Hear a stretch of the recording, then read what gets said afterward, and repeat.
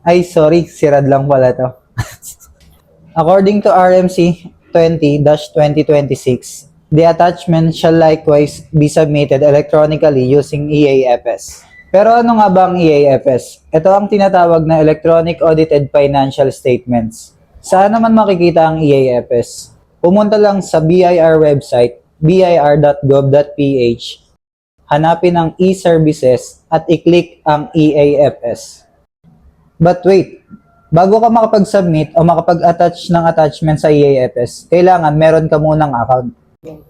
Click mo lang yung not registered, fill outan ang mga information needed.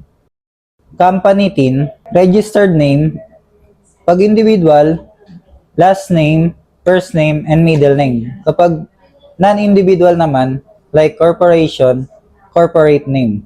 Company email at RDO code.